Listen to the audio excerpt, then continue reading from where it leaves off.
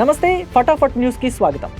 నరసాపురం మాజీ MP, AP deputy speaker రఘురామకృష్ణంరాజుపై custodial హింస కేసులో ఒంగోలు ఎస్పీ దామోదర్ ముందు విచారణకు సిఐడి మాజీ ఏఎస్పీ విజయ్ పాల్ హాజరయ్యారు. ఈ సందర్భంగా విజయ్ పాల్ ని విచారణ అధికారి దామోదర్ అరెస్టు చేశారు.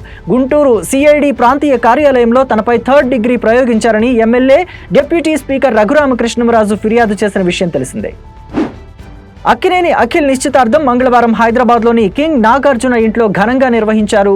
మంగళవారం నాడు ఓ శుభ ముహూర్తాన జుల్ఫీ రావ్జీ కుమార్తె, ప్రముఖ ఆర్టిస్ట్ జైనబ్ రావ్జీకు చేతికి ఉంగరాన్ని తొడిగి అఖిల్ ఎంగేజ్మెంట్ చేసుకున్నారు. ఈ వేడుకకు ఇరు కుటుంబాలకు చెందిన అతి కొద్ది మంది మాత్రమే హాజరయ్యారు. ఈ విషయాన్ని అక్కినేని నాగార్జున అధికారికంగా ప్రకటించారు. యువ జంటను అభినందించండి అంటూ అక్కినేని నాగార్జున ట్వీట్ చేశారు. కరీంనగర్ ఓల్డ్ హై స్కూల్లోని మధ్యాహ్న భోజన పథకంలో అనేక ఇబ్బందులు తలెత్తుతున్నాయంటున్నారు నిర్వాహకులు. ఏప్రిల్ నుండి బిల్లులు రావడం లేదంటున్నారు. నీళ్లలో వేస్తే అన్నం ముద్దగా అవుతోందని అంటున్నారు. ప్రభుత్వం ఇచ్చే రేషన్ బియ్యం వల్లే ఇలా జరుగుతోందని కూడా చెబుతున్నారు. గుడ్డును 7 రూపాయలకు తామే బయట కొంటున్నామని, అయితే ప్రభుత్వం కేవలం 5 రూపాయలే ఇస్తోందని చెబుతున్నారు. తమ పుస్తెలు అమ్మి అప్పులు చేసి వంటలు వండుతున్నామంటూ మధ్యాహ్న భోజన నిర్వాహకులు వాపోతున్నారు. నారాయణపేట జిల్లా ముక్తల్ మాగనూరు ప్రభుత్వ ఉన్నత పాఠశాలలో మళ్లీ ఫుడ్ పాయిజన్ అయినట్లు తెలుస్తోంది. మధ్యాహ్న భోజనం తిని 20 మంది విద్యార్థులు వాంతులు చేసుకున్నారు. తల, కడుపు నొప్పితో విలవిలలాడిపోయారు విద్యార్థులు. వీరిని వెంటనే అంబులెన్స్ లో ప్రభుత్వ ఆసుపత్రికి తరలించారు. ముక్తల్ ఆసుపత్రిలో చికిత్స తీసుకుంటున్నారు. 20 మంది విద్యార్థులను మాజీ ఎమ్మెల్యే చిట్టెం రామ్మోహన్ రెడ్డి పరామర్శించారు. వారంలో 3వసారి ఫుడ్ పాయిజన్ అయిందని చెబుతున్నారు స్కూల్ విద్యార్థులు.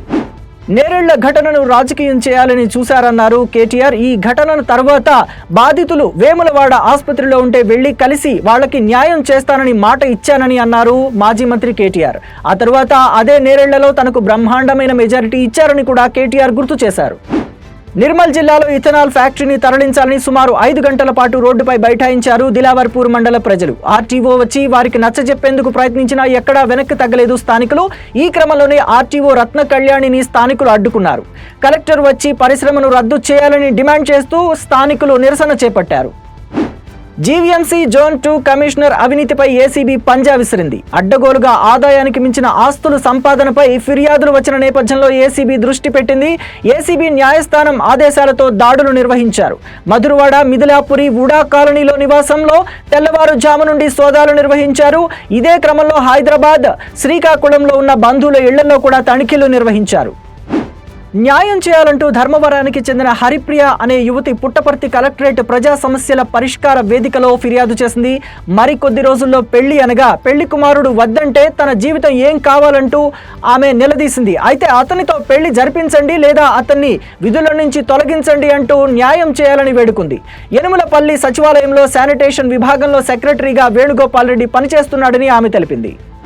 వనపర్తి జిల్లా కేంద్రంలోని తాళ్ల చెరువులో తీవ్ర విషాదం నెలకొంది. పట్టణంలోని గణేష్ నగర్కు చెందిన నసీఫ్ బేగంతో పాటు తన పిల్లలైన హబీబ్, సనా బేగం చెరువులో దూకి మృతి చెందారు. పట్టణ పోలీసులు ఘటనా స్థలికి చేరుకుని దర్యాప్తు చేస్తున్నారు. ఈ ఘటనకు సంబంధించి పూర్తి వివరాలు తెలియాల్సి ఉంది. ఫుడ్ పాయిజన్ కి గురైన విద్యార్థులు మరణిస్తున్న ప్రభుత్వంలో చలనం ఉండదా అని మాజీ మంత్రి సింగిరెడ్డి నిరంజన్ రెడ్డి విమర్శించారు. 20 రోజులకు పైగా చికిత్స పొందుతూ ఇటీవల గురుకుల విద్యార్థిని శైలజ మరణించిన ప్రభుత్వంలో చలనం రావడం లేదంటూ ఆగ్రహం వ్యక్తం చేశారు. నారాయణపేట జిల్లా మాగనూరు జిల్లా పరిషత్ ఉన్నత పాఠశాలలో విద్యార్థులకు ఫుడ్ పాయిజన్ అయి అస్వస్థతకు గురి కావడానికి ప్రభుత్వ పర్యవేక్షణ లోపమే కారణమని ఆయన అన్నారు. రాజ్యాంగాన్ని కాపాడాలంటూ భారత రాజ్యాంగ పుస్తకాన్ని పట్టుకుని ఆంధ్రరత్న భవన్ నుంచి అంబేద్కర్ స్మృతివనం వరకు ఏపీసీసీ చీఫ్ వైఎస్ షర్మిలారెడ్డి పాదయాత్ర చేశారు. ఈ యాత్రలో పెద్ద ఎత్తున కాంగ్రెస్ పార్టీ శ్రేణులు పాల్గొన్నారు. భారత రాజ్యాంగం ఎంతో గొప్పదని, 140 కోట్ల జనాభాకు ప్రజాస్వామ్యం అందించిందని, భిన్నత్వంలో ఏకత్వం మన రాజ్యాంగమని షర్మిల వ్యాఖ్యానించారు.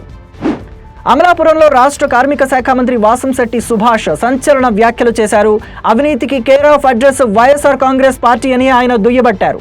అవినీతి కేసులో త్వరలో రాష్ట్ర మాజీ మంత్రి, అతని కుమారుడు అరెస్టు అవుతారని, వారిని అవినీతిని బయట పెడతారని వ్యాఖ్యానించారు. వైసీపీ నేత పిల్లి ప్రకాష్ అవగాహన లేని రాజకీయాలు చేస్తున్నారని వ్యాఖ్యానించారు. భిన్నత్వంలో ఏకత్వం ఉన్న భారతదేశాన్ని ఐక్యంగా నిలిపింది మన రాజ్యాంగమేనని అనంతపురం అర్బన్ ఎమ్మెల్యే దగ్గుపాటి ప్రసాద్ అన్నారు. అనంతపురం నగరంలో జరిగిన భారత రాజ్యాంగ దినోత్సవంలో ఆయన పాల్గొన్నారు. జడ్పీ కార్యాలయం వద్ద ఉన్న అంబేద్కర్ విగ్రహానికి ఆయన స్థానిక టీడీపీ నాయకులతో కలిసి ఘనంగా నివాళులర్పించారు. ఈ సందర్భంగా దగ్గుపాటి ప్రసాద్ మాట్లాడుతూ భారత రాజ్యాంగం ప్రపంచ దేశాలకి ఒక దిక్సూచి లాంటిదన్నారు. కేంద్ర ప్రభుత్వ వ్యవసాయ కార్మిక రంగాలపై వ్యతిరేకత చాటుతోందని కార్మిక సంఘాల నాయకులు ఆందోళన వ్యక్తం చేశారు.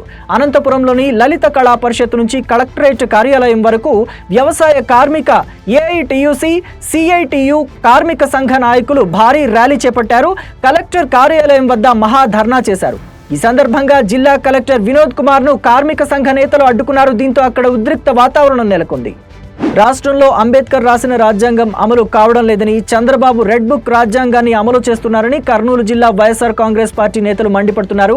రాజ్యాంగ దినోత్సవాన్ని పురస్కరించుకుని కర్నూలు ఓల్డ్ బస్టాండ్లోని అంబేద్కర్ విగ్రహానికి పూలమాలలు వేసి ఘనంగా నివాళులర్పించారు. రెడ్ బుక్ పాలనతో అక్రమ కేసులు నమోదు చేయడంతో పాటు సోషల్ మీడియా వేదికగా ప్రశ్నించిన వ్యక్తులపై దాడులు, అక్రమ అరెస్టులతో రాష్ట్రంలో అంబేద్కర్ రాజ్యాంగానికి తూట్లు పొడుస్తున్నారని వారు విమర్శించారు.